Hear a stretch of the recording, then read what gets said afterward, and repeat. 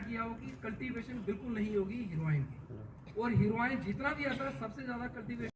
बाकी सर ये भी है कि अगर थोड़ा पीछे आइए, मतलब हर मंडी से हम चाहते हैं कि हर जगह से 5 व्यक्ति हैं, क्योंकि हम पर्सनली मतलब ये ना टारगेट करें कि सिर्फ पॉलिटिकल पार्टी होगी, मतलब हर व्यक्ति जैसे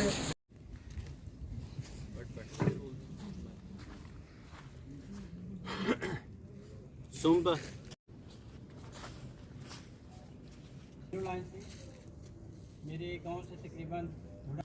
और मैं बैठे थे ना सारे बजुर्ग ही मेरा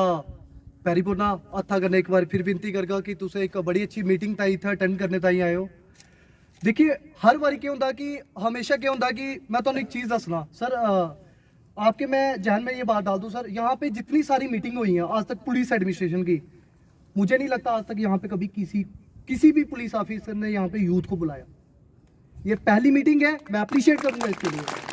और सर दूसरी बात, सिर्फ पॉलिटिकल लीडर ही शहर को चेंज नहीं कर सकते। यूथ एक ऐसी चीज है जो हर गली में बैठा हुआ है, हर गांव में बैठा हुआ है, हर कॉलेज में बैठा हुआ है, हर एक गली में बैठा हुआ है। हमारे जितने भी यूथ हैं, हमेशा से मैं आपको सर बता दूं 2014 में भी हमारे कॉलेज टाइम में यहाँ पे 2014 में ड्रग्स का जो माफिया था वो 2014 में यहाँ पे इंटर हो चुका था हमारे सांबा जीडीसी कॉलेज के अंदर।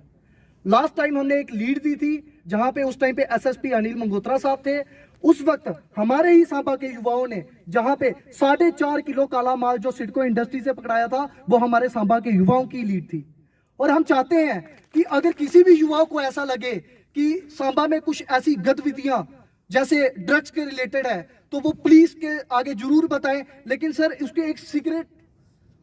तौर पे रखा जाए। और मैं ये भी जरूर बोलूंगा कि अगर आपके गांव या किसी मोहल्ले में जो बच्चे एडिक्टेड हो चुके हैं, हमें कोशिश करनी चाहिए कि उनके फैमिली के साथ मिलके उनको नशा मुक्ति केंद्र तक ले आ जाए।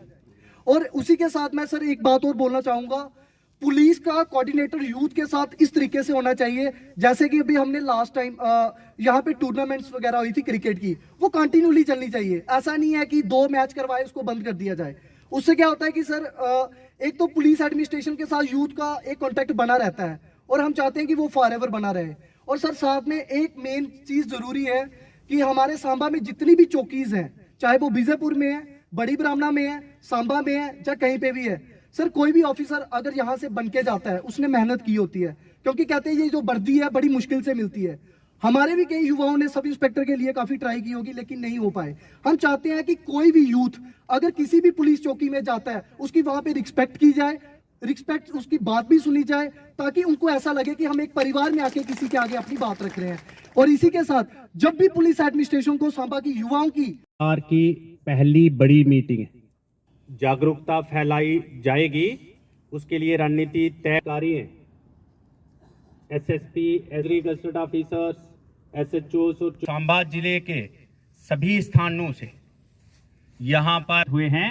आप सबका स्वागत। उनको जो सप्लायर्स हैं, जो स्मगलर्स हैं, जो तस्कर हैं नशीले पदार्थों के, उनको पकड़ने में आप सहयोग। भारत देश को नशीले पदार्थों से मुक्त करवाना है और बचाना है। युवा नशा मुक्त अभियान का एक भाग था जो आज हुआ है, और आज सांबा जिले के अंदर सबसे बड़ा सम्मेलन हुआ है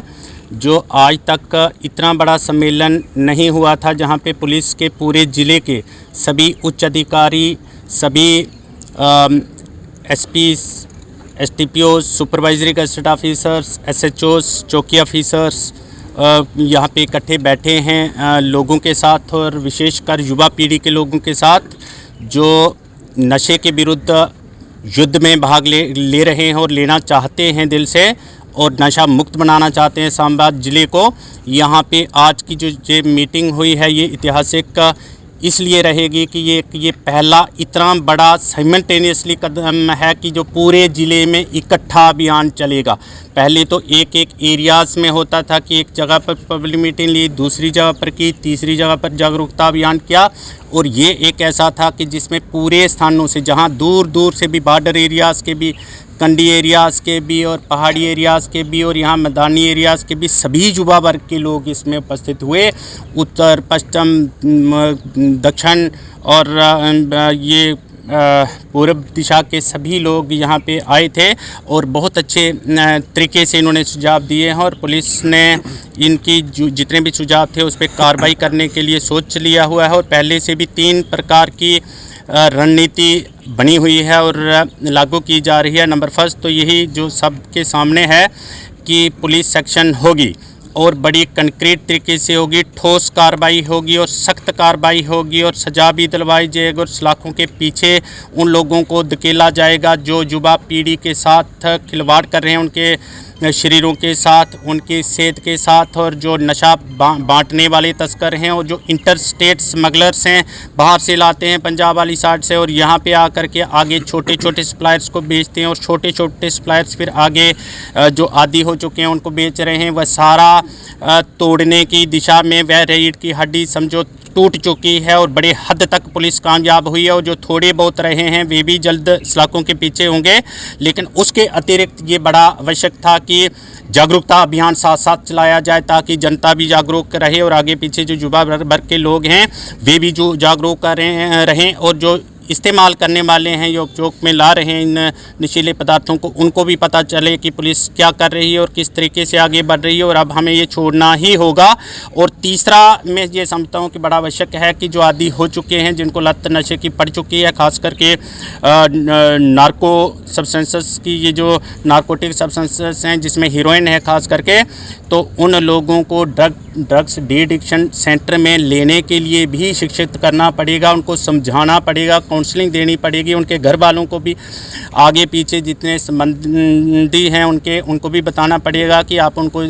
वहाँ पे ड्रग एडिक्शन सेंटर में भर्ती करवाइए और उनको ठीक करवाइए। तो हमारी ये 3 प्रकार की जो रणनीति है ये तय हुई है और तय करके होने के बाद इसको आगे लागू करना एक बड़ी बात है और उसी को लागू करने के लिए आज ये एक बहुत बड़ा मैं समझता हूँ कि